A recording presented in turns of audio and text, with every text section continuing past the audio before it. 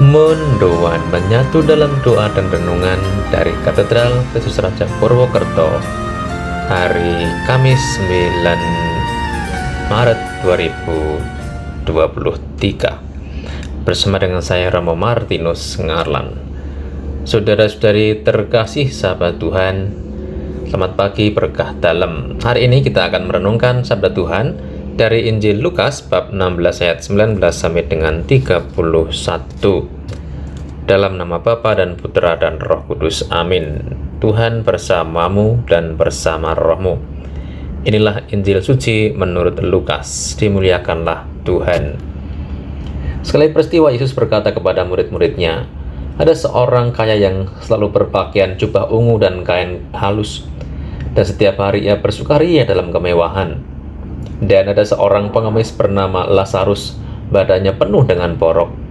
Ia berbaring dekat pintu rumah orang kaya itu dan ingin menghilangkan laparnya dengan apa yang jatuh dari meja orang kaya itu. Malahan anjing-anjing datang dan menjilati boroknya. Kemudian matilah orang miskin itu, lalu dibawa oleh malaikat-malaikat ke pangkuan Abraham. Orang kaya itu juga mati lalu dikubur.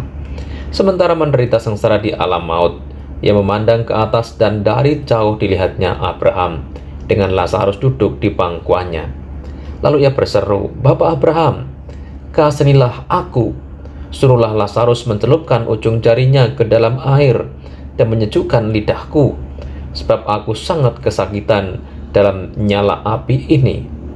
Tetapi Abraham berkata, "Anakku, ingatlah, engkau telah menerima segala yang baik semasa hidupmu, sedangkan Lazarus segala yang buruk. Sekarang ia mendapat hiburan dan engkau sangat menderita. Selain daripada itu, di antara kami dan engkau terbentang jurang yang tak terseberangi, sehingga mereka yang mau pergi dari sini kepadamu, ataupun mereka yang mau datang dari situ kepada kami tidak dapat menyeberang." Kata orang itu, "Kalau demikian, aku minta kepadamu, Bapa, supaya engkau menyuruh dia ke rumah ayahku, sebab masih ada 5 orang saudaraku, supaya ia memperingatkan mereka dengan sungguh-sungguh, agar mereka kelak jangan masuk ke dalam tempat penderitaan itu." Tetapi kata Abraham, "Ada pada mereka kesaksian Musa dan para nabi. Baiklah mereka mendengarkan kesaksian itu." Jawab orang itu, "Tidak, Bapa Abraham.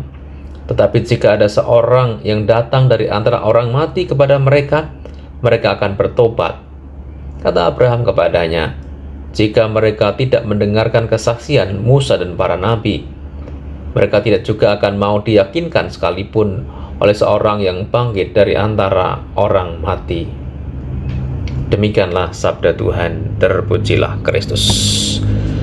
Saudara sahabat Tuhan terkasih, dalam pengajarannya Yesus menyampaikan perumpamaan orang yang kaya raya, yang hidupnya hanya mengandalkan kemewahan hidup dan harta kekayaannya, dan Lazarus, seorang pengemis miskin dan borokan, dijilati oleh anjing. Si Lazarus ini hidup miskin dan dia hanya mengandalkan orang lain. Bahkan remah-remah yang jatuh dari meja orang kaya tadi juga diharapkan untuknya. Si kaya mati masuk alam maut dan menderita, dan si miskin Lazarus mati dan dibawa malaikat ke pangkuan Bapa Abraham dan masuk surga. Saudara-saudari sahabat Tuhan terkasih, yang bisa kita petik dari kisah ini adalah bahwa kita sebagai orang beriman hendaknya hidup hanya tergantung pada Allah saja, hanya mengandalkan Allah, bukan harta duniawi kita. Harta itu penting, namun bukan yang menjamin hidup kita di akhirat nanti. Hiduplah hanya tergantung pada Allah, dan menggunakan harta kita selain untuk kita, juga untuk keselamatan orang lain. Maka berbagilah pada sesama yang membutuhkan, sehingga harta milik kita menjadi sarana kita untuk menggapai keselamatan. Itulah yang berkenan di hati Allah. Tuhan memberkati. Allah yang penuh kasih, kami bersyukur atas sabdamu hari ini yang boleh kami renungkan.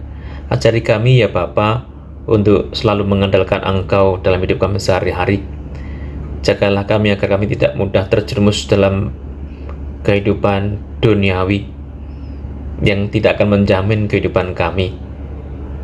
Ajari kami untuk bisa menggunakan segala harta kekayaan kami, harta milik kami, sebagai sarana kami untuk mencapai keselamatan, sebagai sarana kami untuk memuliakan Engkau. Ajari kami untuk juga bisa berbagi dari yang kami miliki kepada orang-orang yang sangat membutuhkan, sesama kami yang sakit dan yang menderita dan yang kekurangan. Kami juga berdoa, berkatilah kami dan pekerjaan kami hari ini, agar semua selaras dengan kehendak-Mu, dengan pengantaran Kristus Tuhan kami. Amin. Mari kita mohon berkat Tuhan. Tuhan bersamamu dan bersama rohmu.